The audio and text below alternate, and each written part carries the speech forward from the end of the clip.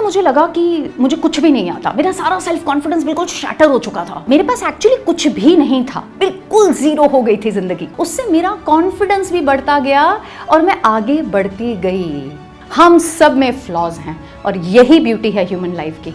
तो मैं आपको डिक्लेरेशन सिखाऊंगी आज, आगे बढ़ सकते हैं। और ये जो कुछ टूल्स हैं अपने माइंडसेट को चेंज करने के लिए, अपने कॉन्फिडेंस को बढ़ाने के लिए, इन्हें यूज़ कीजिए।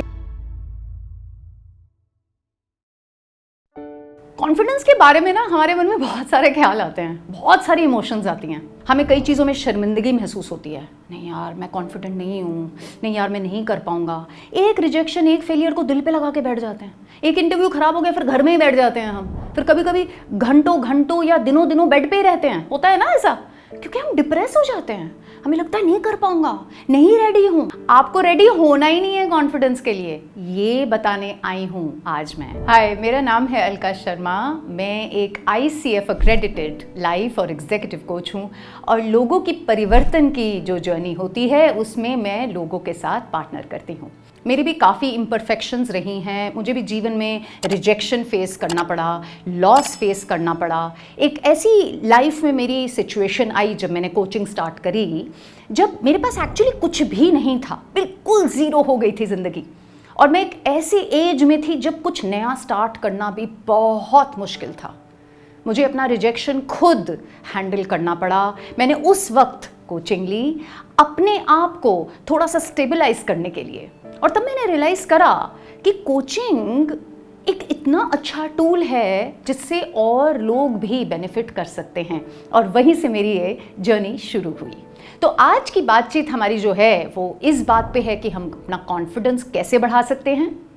ये इस बात पे है कि वो कौन सी 3 चीज़ें हैं जो हमें पीछे रखती हैं अपने कॉन्फिडेंस से, और कुछ ऐसे प्रैक्टिकल टिप्स जो आप यूज़ कर सकते हैं अपने कॉन्फिडेंस को डेमोन्स्ट्रेट करने के लिए, अपने आप को जानने के लिए और आगे बढ़ने के लिए। तो सबसे पहले हम शुरुआत करते हैं, कॉन्फिडेंस को थोड़ा सा ना ब्रेक डाउन करते हैं। क्या इसके 2 हिस्से हैं। एक हिस्सा है सेल्फ ट्रस्ट, अपने पे भरोसा करना। हाँ, मेरे डिसीजन ठीक है नहीं है, ये है सेल्फ ट्रस्ट। दूसरा हिस्सा जो है वो है सेल्फ एक्सेप्टेंस। मैं जैसा हूँ, मैं जैसी हूँ, मैं पहले अपने आप को फुली एक्सेप्ट करता हूँ। अपने फ्लॉज के साथ, अपने टूटे फूटे हिस्सों के साथ पूरी तरह अपने आप का एक्सेप्टेंस जो है वो सेल्फ एक्सेप्टेंस होता है। ये दोनों चीज़ें, कोई जब पैदा होता है ना तो उसमें ये दोनों चीज़ें ज़रूरी नहीं कि वो होती हैं। ये चीज़ें हम बढ़ा सकते हैं, पॉसिबल है। और आज मैं आपको इसी बारे में और जानकारी दूंगी। तो अब हम बात करेंगे उन 3 चीज़ों की जो हमें कॉन्फिडेंस जो है, मतलब कि सेल्फ ट्रस्ट और सेल्फ एक्सेप्टेंस, उससे दूर रखती हैं। और वो 3 चीज़ें, आपने इनका नाम सुना होगा, इनफैक्ट सारे वक्त आपके दिमाग में ना ये सारी चीज़ें चलती रहती हैं। ये 3 चीज़ें हैं, कंपेयर करना, कंपैरिजन, सेल्फ डाउट, मतलब अपने ऊपर थोड़ा सा शक करना, शंका करना, मैं ये कर पाऊंगा कि नहीं कर पाऊंगा, कर पाऊंगी कि नहीं कर पाऊंगी, करते हैं ना हम ये सब। और तीसरी चीज़ क्रिटिसिज्म, जिसमें लेबलिंग आती है, जिसमें हम बहुत ही हार्श वर्ड्स यूज़ करते हैं अपने लिए, बहुत बुरी बातें बोलते हैं अपने आप को। ये तीनों चीज़ें हमारे मन में चल रही होती हैं, लेकिन हमारी एनर्जी को इम्पैक्ट करती हैं, हमारी कॉन्वर्सेशंस को इम्पैक्ट करती हैं, हमारे डिसीजन मेकिंग को इम्पैक्ट करती हैं और हमारी लाइफ को भी इम्पैक्ट करती हैं। तो सबसे पहले हम स्टार्ट करते हैं कंपैरिजन के साथ। और मैं आपको एक कहानी बताती हूँ। जब मैंने कोचिंग स्टार्ट करी तो मैं 38 ईयर्स की थी और उस टाइम में मुझे लगा कि मुझे कुछ भी नहीं आता। मेरा सारा सेल्फ कॉन्फिडेंस बिल्कुल शैटर हो चुका था, बिल्कुल ज़ीरो हो चुका था, क्योंकि मैंने जो 38 ईयर्स तक किया था वो सारी चीज़ें मेरे काम ही नहीं आई। तो मुझे लगा अरे मैं तो बिल्कुल ही गलत हूँ, मेरे को कुछ भी नहीं आता, कहाँ से स्टार्ट करूँ, मैं जीऊँ तो कैसे जीऊँ। ये बहुत सारे क्वेश्चंस आए मेरे मन में जो नकारात्मक थे, रियल थे लेकिन नकारात्मक थे। और उस टाइम में मुझे ये रियलाइज़ हुआ कि मैंने अपने आप को कितना कंपेयर किया उन लोगों के साथ जिनके पास मुझे लगता था कि मुझसे ज़्यादा है। जब मैंने कोचिंग स्टार्ट करी तो मुझे लगा अरे मेरे से ज़्यादा बेहतर लोग हैं मार्केट में, क्या मैं कर पाऊँगी, क्या मैं नहीं कर पाऊँगी।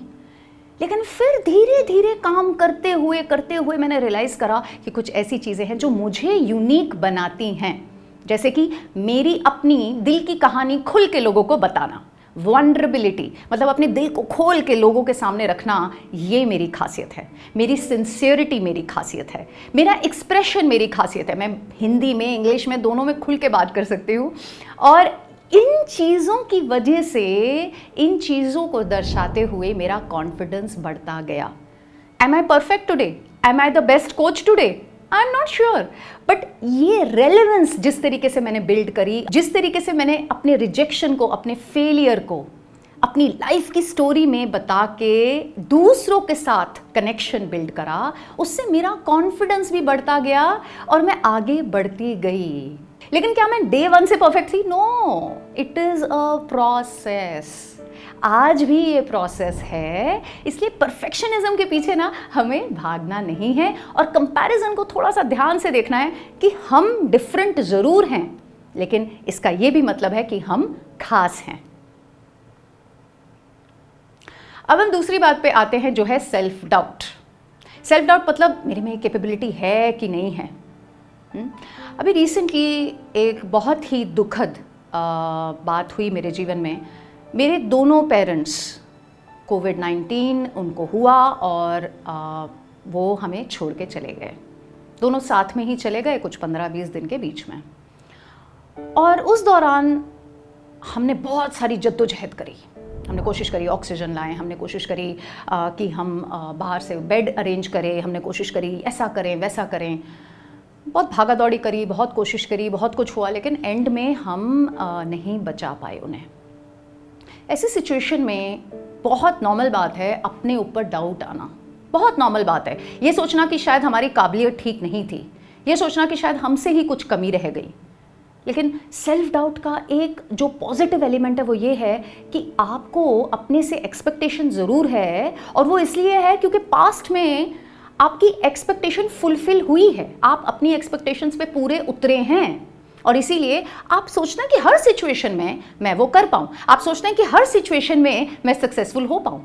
बहुत अच्छी चीज़ है अपने आप से एक्सपेक्टेशन रखना, लेकिन उसकी वजह से गिल्ट होना, उसकी वजह से शेम होना, उसकी वजह से ब्लेम होना, ये नेगेटिव कर देता है। और जो आपने बनाया हुआ है ना अपने जीवन में, अपनी जो आपने मनस्थिति बनाई हुई है, वो नीचे चली जाती है। तो सेल्फ डाउट मैंने भी फेस करा जब मेरे पेरेंट्स गए, और मुझे खुद लगा इस चीज़ में कि ठीक है, इंटेंशन के पॉइंट ऑफ व्यू से हमने पूरी कोशिश करी, लेकिन एक बहुत बड़ी बात जो मुझे सीखने को मिली वो ये कि बहुत चीज़ें हमारे हाथ में नहीं होती। लैक ऑफ कंट्रोल को मैंने एक्सेप्ट करा, और मैंने ये भी सोचा कि बहुत सारी चीज़ें हमें पता ही नहीं है, आई डोंट नो। जहाँ पे आपको ये लगता है कि आपके हाथ में कंट्रोल है ही नहीं, जब आपको ये लगने लगे कि मुझे सब कुछ पता है ही नहीं, तभी आप दूसरों से मदद ले सकते हैं, तभी आप लाइफ को थोड़ा क्लैरिटी से देख सकते हैं, और तब आप अपने ऊपर गिल्ट या अपने ऊपर जो जजमेंट है ना आप खुद करते हैं और ना दूसरे कर पाते हैं। अब हम जाते हैं तीसरी चीज में, जो है क्रिटिसिज्म। अपने वो टूटे फूटे जो हिस्से होते हैं ना हमारे, जो हमें अच्छे नहीं लगते, चाहे वो हमारी बॉडी से रिलेटेड है, चाहे हमारी हैबिट से रिलेटेड है, या कोई ऐसा स्किल जैसे कि भाई इंग्लिश बोलनी नहीं आती, उस चीज़ पे हम अपने आप को बहुत ज़्यादा जज करते हैं, क्रिटिसाइज करते हैं, तो दूसरे हमें क्या गिराएंगे, हम तो खुद ही अपने आप को गिरा देते हैं। तो क्रिटिसिज्म जो है वो मेरी लाइफ में कब आया, मैं आपको बताती हूँ। वो तब आया जब मैं ड्राइविंग करती हूँ। आज भी मैं बहुत सालों से ड्राइविंग करती हूँ और बहुत टूटी फूटी ड्राइविंग करती हूँ, और मुझे हमेशा मन में अलग अलग से ख्याल आते हैं कि वो ट्रक आके मुझे मार देगा, ये गाड़ी आके कुछ कर देगी, रेड लाइट पे कुछ हो जाएगा, है ना। ये मन घड़ंत कहानियाँ जो है, मन का काम ही होता है कहानियाँ बनाना, वो बार बार मुझे डराती थी। लेकिन मैंने ये सोचा कि भाई मेरे पास दो ही ऑप्शन हैं, मैं परफेक्ट ड्राइवर तो शायद कभी भी नहीं बन पाऊंगी, लेकिन इम्परफेक्शन में धीरे धीरे धीरे धीरे चला लेते हैं गाड़ी, है ना, धीरे धीरे सीख लेते हैं, और अपना वही लैक ऑफ कंट्रोल छोड़ना है। लैक ऑफ कंट्रोल जब हम छोड़ते हैं ना, तो एंग्जाइटी कम हो जाती है। जब एंग्जाइटी कम हो जाती है तो हम आगे भी कर पाते हैं। और इस चीज़ को एक्सेप्ट किया कि मैं अच्छी ड्राइवर नहीं हूँ। इनफैक्ट मैं बहुत लोगों को ये बात बताती हूँ कि मैं तो भाई बहुत ख़राब ड्राइविंग करती हूँ, अगर तुम मेरे साथ आ रहे हो तो मैं गारंटी नहीं ले सकती। अपने ऊपर हंस भी लेना चाहिए, थोड़ा लाइटली ले लेना चाहिए। क्रिटिसिज्म का एक फैक्टर ये है कि हम ह्यूमन हैं, और अगर हम ह्यूमन हैं तो हमारे कुछ टूटे फूटे हिस्से होंगे, लेकिन इसका मतलब ये नहीं कि वो हिस्से हमें कम करते हैं, इसका मतलब ये कि वो हिस्से हमें इस तरीके से मिले हुए हैं कि शायद हम किसी और के साथ कोलैबोरेट करके, किसी और के साथ बातचीत करके, किसी और से कुछ सीख के कुछ बेहतर कर सकते हैं।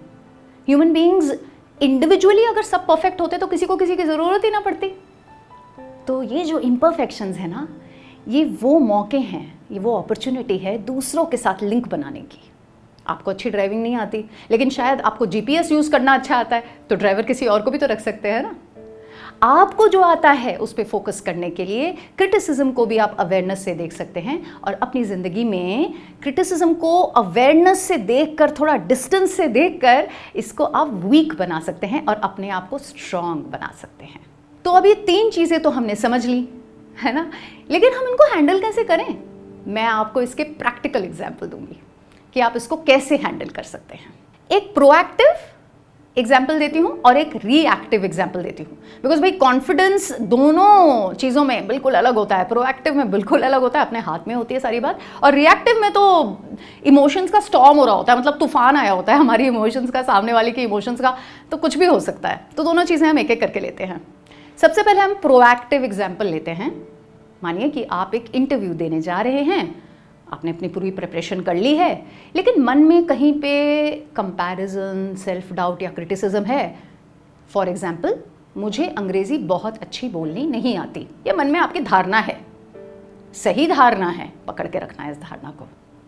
और इस बात को भी पकड़ के रखना है कि उस जॉब में एक्चुअली मुझे क्या क्या करना है, उस जॉब में जो स्किल चाहिए क्या मेरे पास है, जो कॉम्पिटेंस, मतलब जो रियल में जो आपको वहाँ काम करना है, एडमिनिस्ट्रेशन का काम हो गया, या जिस भी फील्ड में आप जा रहे हैं वहाँ पे अकाउंटिंग का काम हो गया, वो काम तो आता है ना आपको, आप तभी तो आप अप्लाई कर रहे हैं, तभी तो आप जा रहे हैं। फिर ये देखना है कौन सी स्किल्स और हो सकते हैं जो आप उस कंपनी के लिए, उस जॉब के लिए सामने ला सकते हैं।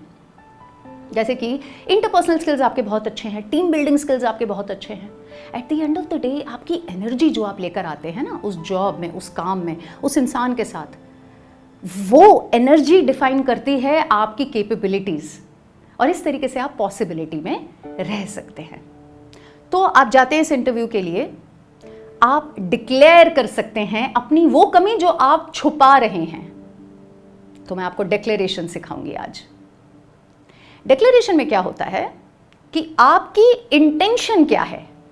I want to be honest, ये इंटेंशन हो सकती है, और आप बोल सकते हैं I want to be honest, I am very excited to join this job. मैं बहुत ज़्यादा एक्साइटेड हूँ आपकी इस कंपनी को ज्वाइन करने के लिए। और इसी के साथ मैं ये भी शेयर करना चाहता हूँ कि English is not my first language, English मेरी प्राइमरी लैंग्वेज नहीं है, और ये चीज़ मैं सीख भी रहा हूँ और इसमें मैं इम्प्रूवमेंट करने की कोशिश भी कर रहा हूँ। अब मन से वो जो धारणा है ना कि मुझे सामने वाला जज करेगा, वो धारणा गायब, वैनिश, वो धारणा रह ही नहीं सकती, बिकॉज आपने खुद ही ओन कर लिया ना अपने टूटे फूटे हिस्से को। और इसीलिए डिक्लेरेशन मतलब अपनी इंटेंशन, मेरा संकल्प क्या है, और उसी के साथ अपने आई सेंटेंस यूज़ करा, अपनी वो बात डिक्लेयर कर दी। देखिए, जब हम अपनी किसी कमी को या अपने टूटे फूटे हिस्से को छुपा के रखते हैं ना, उससे हमें शर्मिंदगी होती है, तो वो शेम क्रिएट करता है। शेम एक बहुत ही नेगेटिव वाइब्रेशन है। उसे पॉजिटिव वाइब्रेशन में लाने के लिए हवा दे दो उस चीज़ को, लोगों को बता दो, जिससे पहले कोई आपको जज करे वो चीज़ डिक्लेयर कर दो। कोई आपको कभी जज नहीं कर सकता, लेकिन इससे आपका सेल्फ ट्रस्ट बढ़ा, जो हमने सबसे पहले बात करी, और सेल्फ एक्सेप्टेंस बढ़ा, खुद को अच्छा लगता है, और हम जो कुछ कर रहे हैं खुद के लिए कर रहे हैं ना। तो ये ट्राई करके देखिएगा। अब हम आते हैं रिएक्टिव एग्जाम्पल पे। आप एक जगह जॉब कर रहे हैं और आपके मैनेजर को आपकी परफॉर्मेंस अच्छी नहीं लगती। अब वो मैनेजर कंपेयर कर रहा है आपको किसी से, भाई ये तो इतना बढ़िया कर लेते हैं, तुम इतना अच्छा नहीं करते हो काम। ऐसा हो सकता है। ये भी हो सकता है कि उन बातों से आपको खुद में डाउट आ रहा है, बिकॉज कहीं पे आप भी सोचते हैं आप शायद इतना बेहतर नहीं करते, या कहीं हो सकता है भूल चूक हो भी गई, होती है, ह्यूमन बीइंग्स हैं, सबसे भूल चूक होती है, it's normal, okay, that doesn't mean it's end of the world. और तीसरी चीज़ है क्रिटिसिज्म, वो भी बहुत चुभता है। और क्रिटिसिज्म हमें, कमाल की बात है, तभी चुभता है जब हमें अंदर से पता होता है कि शायद इसमें कुछ सच है। क्योंकि अगर आप वाकई वो चीज़ कर रहे हैं और सामने वाला बोल रहा है भाई तुमने नहीं करा, तो आपको वो चीज़ कभी चुभ ही नहीं सकती अगर वो चीज़ सच नहीं है, तो कहीं पे वो सच्चाई है। रिएक्टिव स्टेट में आपको रिएक्ट नहीं करना। क्यों? क्योंकि सामने वाला तो अपने इमोशंस का तूफान लेकर आ ही रहा है। अगर आप भी अपने तूफान को साथ में ले आते तो क्या हो जाएगा? ना आप अपने कंट्रोल में रहे, ना सामने वाला कंट्रोल में रहा। और जॉब का सवाल है, रिलेशनशिप का सवाल है, क्यों हम वहां पे एक और तूफान को ऐड करें? तो वहां पे आपको थोड़ा सा स्लो डाउन होना है, थोड़ा सा शांति में आना है। और अगेन, ये बोलना आसान है, करना मुश्किल है। धीरे धीरे जैसे आप प्रैक्टिस करेंगे ना, आपको ये चीज पकड़ में आएगी। 3 सुपर पावर्स हैं slow down, silence and smile. इससे क्या होता है कि बॉडी को एक ऐसा इंडिकेशन मिलता है कि यार ये आदमी स्लो डाउन कर रहा है।